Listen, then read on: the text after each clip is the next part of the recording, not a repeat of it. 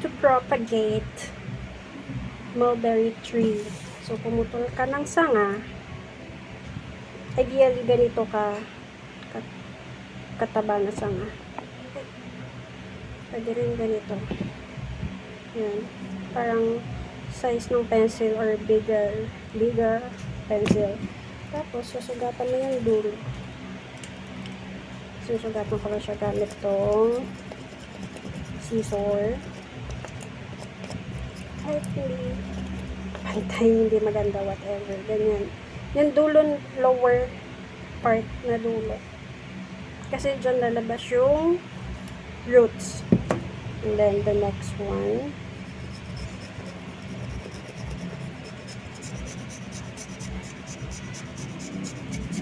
Madali ito. Fairness.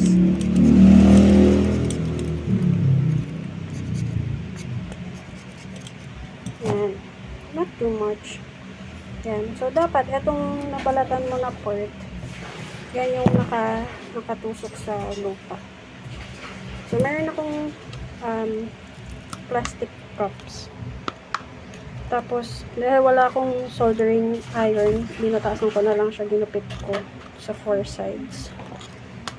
Tapos, since ayaw kong makalabas yung soil, maglalagay ako ng filter. Yan akong coffee filter. 2. Kahit hindi maayos yung pagkakalagay, basta nakalagay. Para lang hindi lumabas yung soil. Kasi sayang ang soil. Lalo na dito sa Manila. Mahal ang lupa. So, yan. Sino ko kaprote? Yung video be. And then,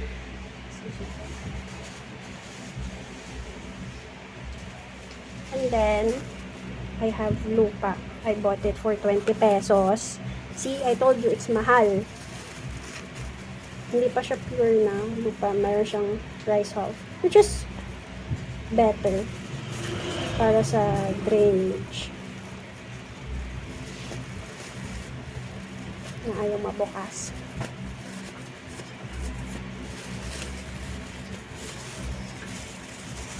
Yan. Wedges. Alam mo, tamad ako, ibento na lang natin. Yan.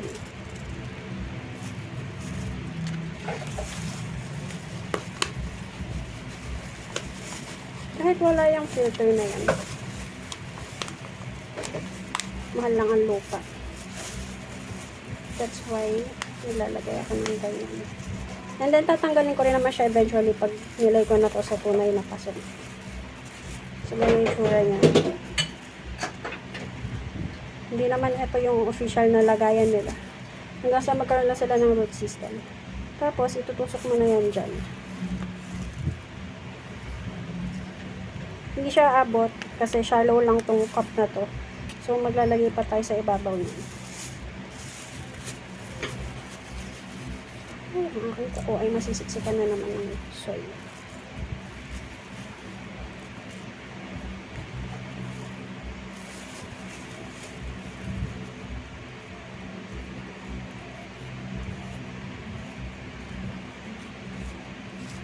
Tapos, kailangan ipapak mo siya na ganyan.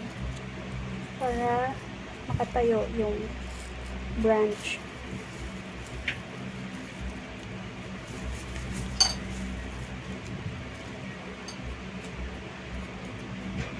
Pag nilagyan mo to ng water, mas lalo siyang magko-compress. Ito mas mataas yung chance mabuhay na ito kasi mas established na.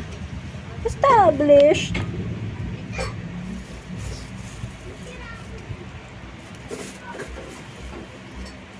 I mean, mas mature na kasi yung sanga na to.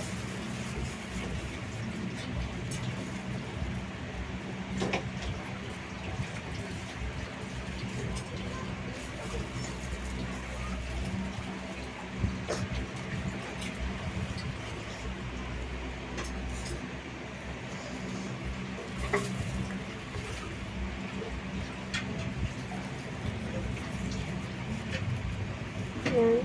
So, pack na siya na ganyan. Ay, ang kalat.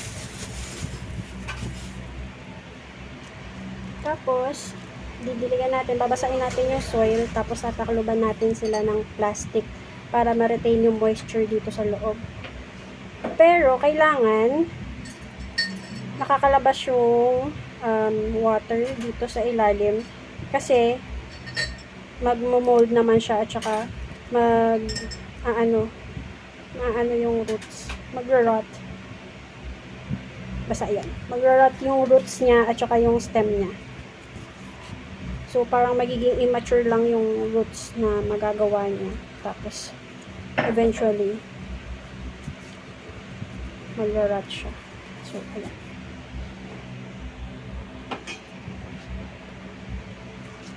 Tapos, lalagyan ko lang ng pangsalo dito na kahit ano. Tapos, didiligan natin yung lupa. Not too much. Just enough for it na maging moist. Hindi wet. Moist lang.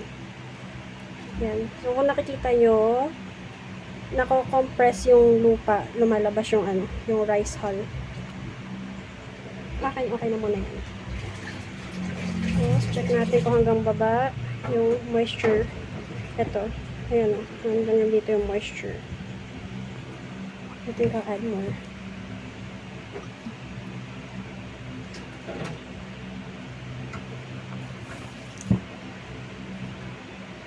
Yan.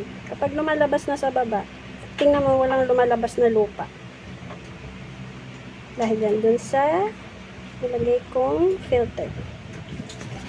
And then, lagyan natin ng plastic to trap the moisture. So, meron ako ditong ano bang tawag sa ganito? Plastic. So, yung plastic na nakukuha sa tindahan. Then, you'll just cover it. Ganyan. Tapos, secure nyo lang ng rubber band.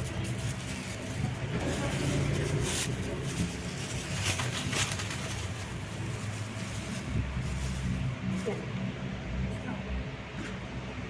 Ito rubber band. Lagyan natin rubber band. Tapos, ilalagay nyo to sa hindi nasisinagan ng direct light.